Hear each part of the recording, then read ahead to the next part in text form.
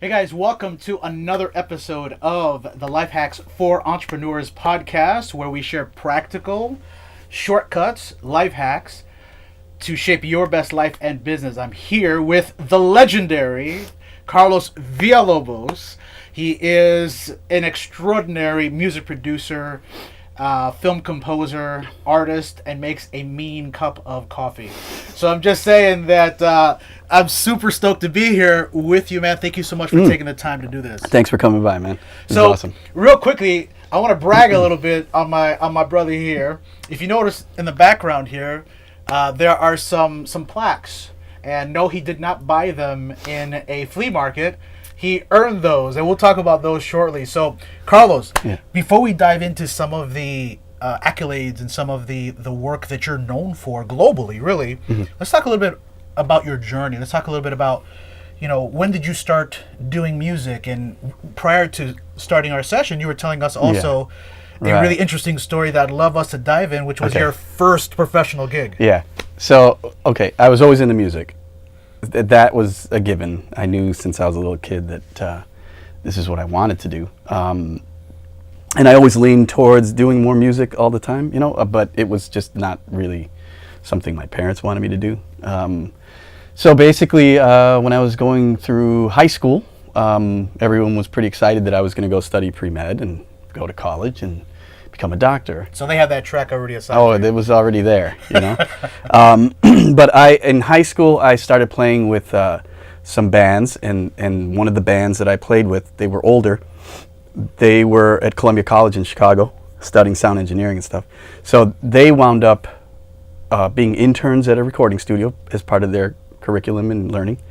And I got to hang out with them, while I was in high school and check out these studios. So I started to not intern really, just hang out at Chicago Tracks. And when I was at Chicago Tracks, Ministry was recording there, and Stephen George, who was their original drummer, was engineering a new project he had. He was just the nicest. I still keep in touch with him. He's the nicest guy ever. And he started teaching me some engineering little tricks, hacks, and I also, I got to shoulder him and watch how he produced. And As he engineered. He produced, he was a songwriter too, and they did a lot. So I kind of got to learn those little tricks. So he later went, a year or two later, he was at Jive Records, which was in Chicago, and they had, Britney Spears, Backstreet Boys, all these artists, and R. Kelly was producing Michael Jackson at the time. He was doing the song "You Are Not Alone."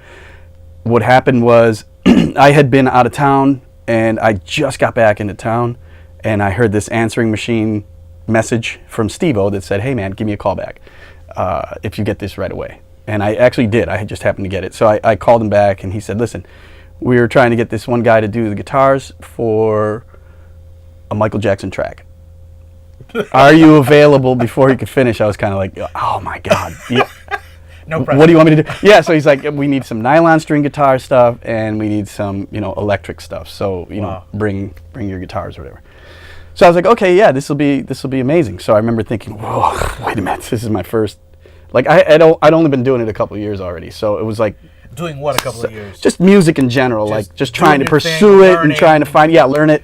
So I was like way too new to even do this, but I the one thing that comforted me was it was Steve-O who was engineering, and sort of producing. R. Kelly was producing it as well, but like he was out of town too, so a lot of it was over the phone stuff. So we would talk, and what else do you need, that kind of thing.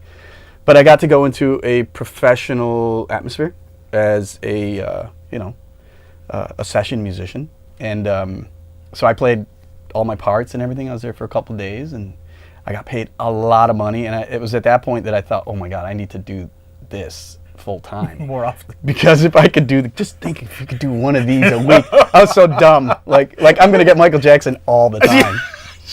But anyway, so Steve-O helped me sort of. Definitely, he gave me he was just so positive about everything that my experience was a little too good. Like it was, like I didn't expect it to be so hard later because I sort of slid in right away, right? And he was such a good producer, and he still is, and he's just such a good person, and he's super patient. And later on, you find out that that's not every session is going to be like that, But I got kind of spoiled, and that completely made me more interested in staying on the music side and sort of avoiding the med school approach. I still did go to college and I still did get degrees in different things, but not in music until later. Really? Yeah. So you went to like the School of Hard Knocks and just For music, sharpening your teeth and then walk me through that whole experience. It's your first professional anything musically. And it was the first big thing I did for many years after, like nothing happened after that. It was like completely dead. Or just play in my garage. And I was just it was trying to like, figure out how to keep. I really have to thank my mom and my dad. I mean, they were my dad not supportive so much, but my mom was so supportive that like if she said, come on, let him, he would eventually give in. Right. So, I mean, I love them both to death. They completely helped me along the way. And they saw it was really hard, but of course they wanted me to, man up and make it. Sure. So it was a long process. It was not overnight. Like they say, overnight's 10 years. Now it's 20 years, I think. Yeah, or 30 or 40. Yeah. So I mean, it was very. It took a while, but there were a lot of ups and downs. I mean, it wasn't so bad that it was always down. Right. Right. Well, you wouldn't have this, kick-ass studio and the reputation that you've built in the business over the years because you've really stayed in there and you didn't give up. Well, I gave up a lot. And fortunately, there were friends that were always there to kind of pick me up or tell me, come and join us. Like Empire was not something I had quit before Empire. I was done. Quit what? Music. I was done. I was like, what did you do?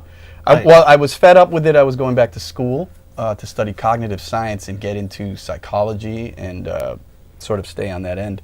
And a good friend of mine, Michael Nays, he owns Periscope Post and Audio, which is a recording studio. They do post-production, they do music, they do everything. And they're set on the lot, like they're on Cinespace lot where they film all the shows. Yes. So I've actually been there with you. Yes, you were there. Yes, that's right. It's amazing now. They've done so much to it. It's a beautiful place. But Mike had this post house he had started, and he asked me to help out. And I started helping, and I got in sort of on the post side while I was, deciding the whole school route. And which was great because I got to learn a little bit more about film and TV and stuff like that, which sort of encouraged more of my composing side, which we'll talk about later. But when I was there, I just didn't want to do this anymore. I was like, it's not creative for me. It was just engineering and stuff post. It was sort of, for me, I just didn't feel like I was getting anything out of it. It just felt like I got bored. So Mike called me one day and he said, Terrence Howard's coming into the studio. He's doing a song. It's for a new show that he's going to be doing. He's in Chicago. I was like, that's neat. He's like, will you come in and produce it? I was trying to think of a producer, and I thought I'd give you the gig. And I was like, I don't want to do it. He's like, all right, well, let me know if you don't want to do it, whatever. But anyway, then he called me back, and he said, come on, you got to do it.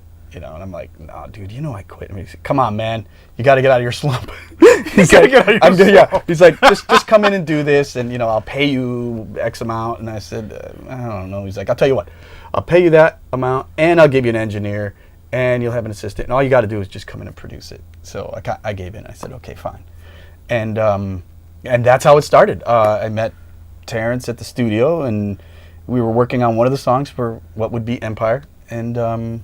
What was a couple hours into it. What was he like working with? He's so funny. He I love that guy. He's so funny. That first day we were working, he said basically like, after 2 hours of working, and he plays flamenco guitar. Oh, he does? Yeah, he's a guitar player. He's a singer. Go figure. Yeah, he's great. And so we were talking about guitar, stuff like that. We were talking about, he finished Iron Man at that time, all that. Oh, yeah. He was in Iron Man. We were talking about that, and just about, he was talking about his old films. I was talking about my old records and stuff. But then he was like, you're my producer, man. I'm like, no. You don't understand. Yeah. I don't even want to be here. I told him I'm not a hip-hop guy. I was a rock guy, and I did pop and stuff. But, hip-hop is a whole new world for me. And so he said that, and I was like, oh, whatever. But then we did wind up working more on some other stuff, and then Mike hired me on staff, and then I was engineering and co-producing tracks, which led to eventually Fox hiring me as a songwriter. So I did some of the songwriting and production work on everything since season 1. Wow. So yeah, and last season was, season 4 already done. Season 5 starting in a few weeks. In a couple few weeks. Wow, wow. And then Yeah. and then that's when we won't see you for a while. You'll be Between busy. that and some and 2 other projects, I'm going to be buried. So let's talk a little bit about prior to getting to the Terrence Howard Empire situation. You obviously did work in between that time from the Michael Jackson piece. Who are some of the other artists and or projects that you've been able to leave your signature on? So what happened was I kind of went through the whole like trying to figure things out, engineering, produce, or songwriter. What can I do? Trying to get a publishing deal, trying to do all that, but I didn't have connects. So it was really hard. And we're talking about late '90s, so it was like there was just nothing really going on, mid to late '90s. So after the Michael Jackson thing, I had met a guy who owned a recording studio in Hawaii. And I'd asked for a job, and he had said, if anything ever opens up, I'll let you know. Anyway, he had an opening. And I moved out there in '96. To Hawaii? To Hawaii. Wow. Which was completely non-LA. But he had a top recording studio in Honolulu. And they were called Audio Resource Honolulu. And Tony, basically had this big studio, right? And so I started working with him. There was an engineer there named Milan Bertosa who was just genius. He taught me so many cool things. These guys were originally from Chicago. Get out. And yeah, and Tony Hugar went to Northwestern University. So he was a business dude. He knew everything. And they started their studio there. Just so it's, again, series of accidental things that happened to me that were just amazing. So I wound up working over there, learning engineering, and almost immediately I started producing some of the island artists. And through my association with Tony in the studio and stuff, there were acts that came in, and I got to produce those acts. And from that, I wound up having a lot of songs on the radio there that did really well, turned into #1 hits. I worked with a reggae guy, Ocean, who was really big, Jalen, Glenn Medeiros, who was a huge dude at the time. And then later, more people, because after 3 years there and after everything that I had done, I almost I think I was done. I had a record deal too. I got a record deal with my project Esperanza, and at the time it was called La Esperanza. And so I wound up kind of outgrowing the island, and it was time to move to LA. So I moved to LA end of '99, and 2000, beginning of 2000, I wasn't even there 10 months. I remember that. I got a call from the music supervisor for Baywatch Hawaii. And he wanted me to talk to the executive producer who kept asking the supervisor who did this song. My name always came up because I had done a lot of the pop island sort of reggae pop vibe. So he said, get him on the phone. And, anyway, I had just moved to LA. I didn't want to do the show again. I didn't want to do anything. And I was auditioning for rock bands. I wanted to be in a rock band. I had friends that were in rock bands that were doing really good. And that was always, I always keep going back to rock, and then it keeps pulling me away.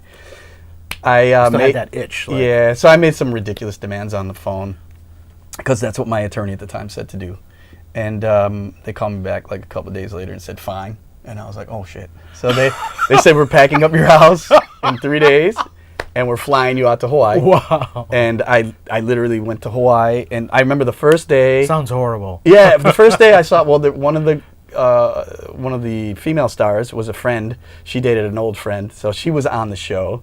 And I met, my first quote-unquote, I guess, Hollywood friends that we hung out with all the time in Hawaii. It was Jason Momoa, who's doing great now. He's Aquaman, and yeah, he's doing really well.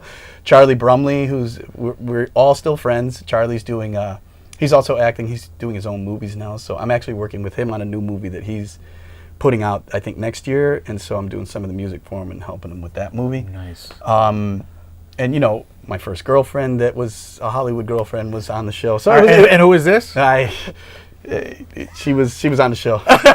so she's a sweetheart, but it just didn't work out. But anyway, so I wound up in Hawaii for 10 months working on this series, doing one original song per week because they still had the original music composers doing the music back in LA. Got it. So it was the coolest thing because I was sort of a hired producer to work with local artists. So we would do one original song a week, and we would have a local famous artist do the vocals on it, sing on it, or whatever. So it was me and the music supervisor. We'd work together, Glenn Medeiros.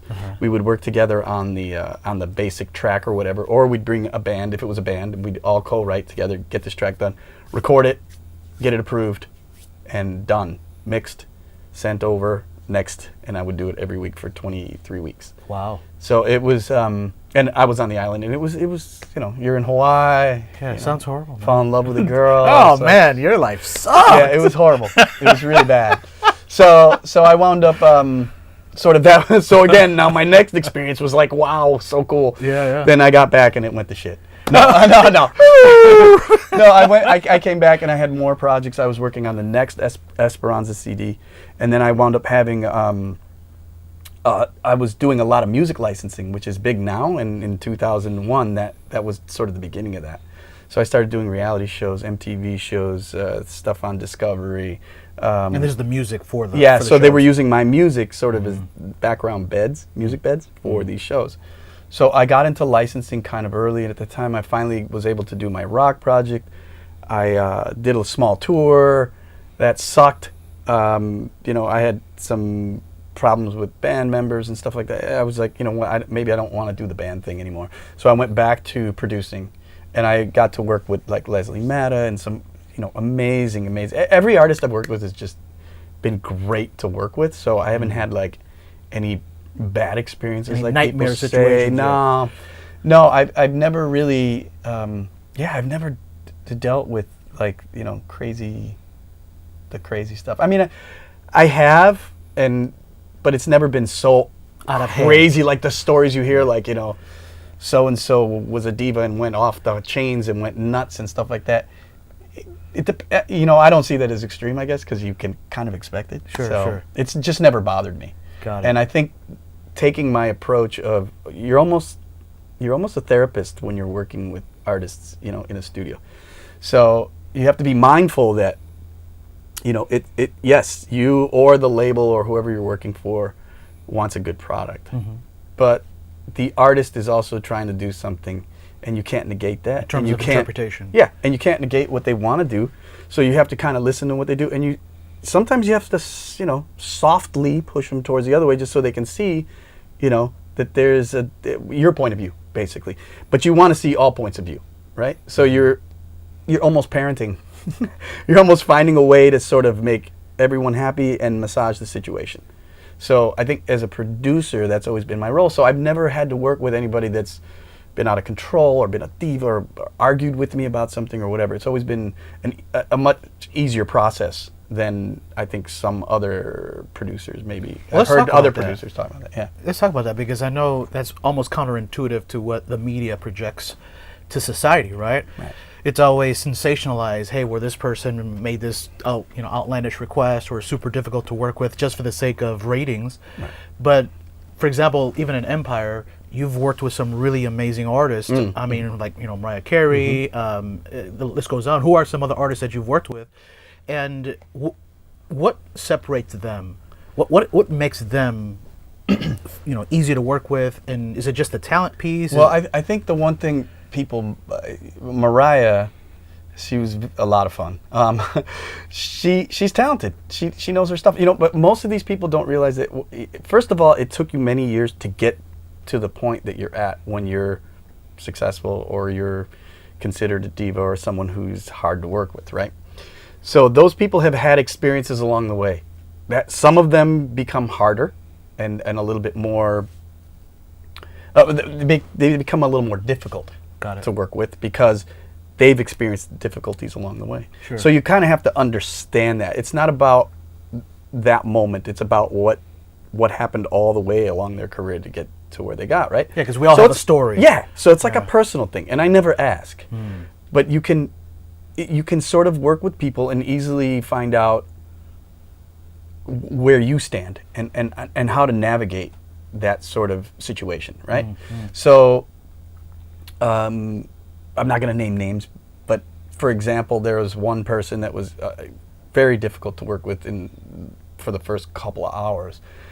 And a lot of it was, I think, somewhat controllable, but not so much because there were too many people in the room. And when you have too many people in the room and they're all kissing their ass, it's very difficult to sort of get the situation under control. Excuse me. After they leave, now you've got a smaller group. Maybe it's just you and an engineer, producer, or whatever, and you get to talk. And once you get to talk one-on-one, and you say, this is my story, this is your story, let's figure this out, what do you want to do, what do you want to accomplish, and this is what we want to accomplish. Once you have that little talk, it's so much easier. And then you find out that person who was being an asshole or being a diva or being difficult to work with is actually pretty cool. Yeah, that's a great and there's point. There's no and then there's no more issue. That's a great point, because I've noticed my favorite part, even in doing podcasts or interviewing and working with CEOs or pro athletes, whatever the case is, it's the humanizing piece, the human factor that draws Everyone us wants all. to be understood. Yeah, it's all it is, man. You So know, do you feel my vibe? Are we on the same page? You know, how can we work together to move this project along? Right. And that's pretty much what it is. So again, because of, I guess, my methodology, it's never been so difficult for me working with people who are, and that's the other thing. There are some producers who, I mean, I get starstruck once in a while, but once we get to working and whatever, it's a whole different. Give me an example of a time that you were starstruck. Probably every Michael Jackson, Mariah Carey. I mean, when you're talking the legends. Yeah. Patti LaBelle, people man, like that. sure. And then you find, that they're humans. They're the sweetest people. They're so nice. And then you're like, wow, what was I nervous about? They're just regular people. But you still get a little starstruck because you know their accomplishments. You know where they've been. Sure, that's I think the starstruck part that I get is not being nervous of meeting these people. It's me trying to shut my mouth because I want to ask them their experiences. Yeah. You know what I mean? I'm like, oh my God, it's so and so. I so want to ask a million questions. Yeah. And they're not what you would think, But it's like, I want to know what your journey was like or whatever. So sometimes if you have a long enough session with an artist that's a caliber artist like that, sometimes you do get to ask those questions, and the answers are just incredible. They're remarkable. So it's really, really, really cool. You learn some stuff from it, life lessons, I guess you could call it. Powerful, man. So we've talked a little bit about your journey, talked a little bit about what you're doing now. Let's talk a little bit about the business aspect, the music side, because I think most people get caught up in the nostalgia of meeting celebrities and having beautiful plaques on the wall and red carpet treatments and this and this and that. But I think, which is the sexy, most people get caught up in the sexy. How about the behind the scenes, the business side? What are some things that have changed for you on the business side? When I started, I didn't have as much information readily available to me. I relied on managers and accountants and attorneys to pretty much do my business for me. What I did learn was from books that were old. So things that I would think about and ask questions sometimes were sort of either brushed aside or kind of ignored. Because as an artist at that time, you were an artist. You were not the business guys. Let us think and you do. Yeah, don't confuse it too. Right. That's why I love it today, because you have to know your business. I guess I love it because I come from that side. For me, it's about the business. It's called the music business, not the music. Yeah. So everything about this, what we do, is a business, right? So, I mean, if you were an artist, you would have to have your own art gallery. You'd have to have something that's, in you, that's business, right? You got to sell your product. So for me, today now, you have, I think, more opportunity in the sense that you can find more opportunity. It doesn't mean you're going to get more opportunity because you still got to chase it, but you can find more opportunities. And it's up to you to decide, do I want to climb this way? Do I want to climb that way? Do I want to take this one and skip it or skip it? Or do I want to take that one and, forget that one? No one has the same route in this business. They never did, because everyone, kind of zigs and zags. I started out wanting to be an artist, and I wound up going this way to producer and, composer. And it's not because I didn't want to do the artist thing. It's because I didn't have the money or the connections to do that. Yeah. Right? So I had to do something else to make money, which was licensing, composing, and all that stuff, because I was getting more immediate cash from that, as opposed to hoping that my records would sell and, you know, and so forth. So knowing the business is paramount to success in this business. There's no way you're going to do it, because even if you have a lawyer, even if you have a manager, even if you have, you know, assistance and representation, as I do, they're there to help you, but you need to make the decisions of where you want your career to go and how it's going to go. And you can do that much easier now than you could before, because we have social media branding, we have outlets to do that. You didn't have that in the past. So today, business in general is just beyond super important, and it changes constantly, because now we have new media left and right, and we have, you know, social media, and then we have new platforms, and we have, you know, Instagram and InstaFace, and there's going to be so many new things coming out. There's app developers that are making all these new apps, you know, for the next generation. It's just a lot going on. So it's getting spread out. There's so much, you know, that you can pick and choose from, but you have to plan your career. And if you don't plan it by doing your business first, you're going to be all over the place for a very long time, because you're not going to know, you're not going to have a goal. You're not going to have a direction. What's one, like, cold, hard fact about the music business? You will be poor. Hey, that's a reality in business across, because Yeah. you know, one of my favorite quotes from Mark Cuban is, "You only have to get it right once." Yeah, and that's right? so true. Just get it, but there's like 1,000 times beforehand that we like totally suck at it. Even when and you don't get make it, it done. Yeah, and even when you get it right that one time, the stuff that you do after is going to fail too, and you know, you've just got to hope that you've got enough from that first time that you get it right to sustain you through the next set of, you know, crap you go through. But yeah, it's it's definitely a business where it's very hard to make money, and you need to keep tabs on your income. One of the suggestions I have, which is something I recently started doing, is just keeping my own spreadsheet with every song title I have, with proper songwriter splits and publisher splits and everything, so that I know that everything's correct there. And if I get statements that are wrong, or if I get a letter saying something else, or if I suddenly notice that my Sound Exchange has a different publisher on it or whatever, I'm prepared to send things out immediately, because this stuff takes a long time to get corrected, and these things happen all So you're the time. cross-referencing all the time. Constantly. And you know, to the point where I have an assistant who does that now full time, because things get messed up. Yeah. You know. Yeah. So I think that's one of the things. Your catalog is so important. It's IP, you know, intellectual property, and it's worth something. So I think the biggest thing that I would tell anyone getting in the music business today is to know your value, because a lot of people are being told, you know, to do things for free. They're being told that you need to prove yourself, and you need to do this, you need to do that. That's not true. I mean, yes, you do need to prove yourself, and you do need to be good. But if you're good, and if you're showing some success, don't listen to anyone else. You know your value. Don't be doing things for free. Get something out of it, because it's becoming the norm. You know, there was a Facebook post from a composer in this composing group in London, and he had this post, and I was like, man, it's everywhere. And he basically was saying, you know, directors have been coming to him, and he's good, really good.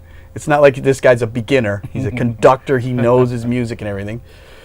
He's talking about how, you know, these directors keep coming up to him, and they either send him an email or they get in contact with him, and they say, we don't have a budget, do my music for free. And he's saying, how do I avoid this, like, basically, right? I mean, I don't know if there's a way to fix it, because he says it's happening to him more and more. And I've had people also call me up and say, look, we can do something, or we can do a back end, we can do points or anything. But if it's really small, there's really going to be no points in it. And I have done that for people, and it's usually because it's someone I know, or it's a little project I believe in. It didn't require me to spend months on it, maybe a week or two, and I was able to do something quickly for them. That's okay. But you have to pick and choose your projects. And the thing is, if you do something for free, hopefully you're doing it for a friend, right? But you can't be out there doing things for free for everybody, and then not expect people to talk about you doing it for free. Yeah. Because people talk. It's a small business. Yeah. And they'll say, well, he did my score for nothing, dude. You should give him a call. Yeah. So, and if you're really good, you got to know your value. That's the bottom line. So you don't want to be in a position where you're constantly doing things for free. Yes, you can do discounts. Yes, you can do a little bit of money and some points on the back end. You can work something out, you know. Have the director frickin' do a documentary on you if you're going to do his music for free. Something. But don't do it for free. So let's talk about that real quickly as we wrap this up here, which is a great life hack, a great shortcut, because I think most people will do the work and they shortchange themselves. And some are afraid for the ask. Some are afraid to say, hey, this is what I'm worth. Right. And I remember interviewing a CEO earlier this year in our podcast. Last year, they made $350 million. And one of the things he told me was similar to what you said. And he said, David, never undervalue yourself. They either can afford you or they cannot. Right. So with that being said, what would you say, or how would you craft this version of Carlos to the version of Carlos is just starting out? What would be the best piece of advice? Would it be the whole value piece, or would there be something else that you would like say, hey, Carlos, this is what I want you to focus on? I would definitely, look, I wouldn't change anything because I already kind of knew what I wanted to do, but I would assure myself that knowing your business, knowing how everything works and how all these pieces fit together, and knowing your value are the two most important things in any creative field. Because we're in a field where we don't know what to charge.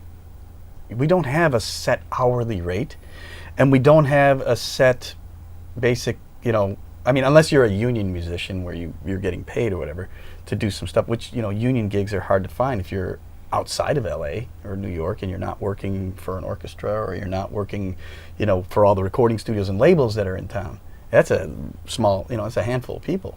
And they have their own representation and everything, and they set the rates for them, and everything's, you know, fine and dandy. But if you are independent, rates vary from city to city, town to town, country to country, and you never really know what your rates are. So what you have to do is figure out your value, figure out what you can do, comparables, I guess you could call it, and figure out what you can start charging, and then go from there. If people aren't paying you anything, you got to question one of two things. I'm charging too much, or maybe I'm not ready yet. Or maybe not that good. Well, that's similar to I'm trying not to ready. say that. Okay, maybe I'm not ready yet. You haven't put enough time into your craft. Yeah. Right, and you know, there are some people who you know get into it much sooner, and I'll be honest, it takes money, like any business. This one, depending on where you want to go, you know, you want to go to the top, that's how much money you're going to need. Yeah. You want to climb your way up, that's how much money you're going to need as you go up. But it is all about knowing the business, and it's all about knowing your value and figuring it out, because it's going to change day to day. It's going to be different on a project per project basis.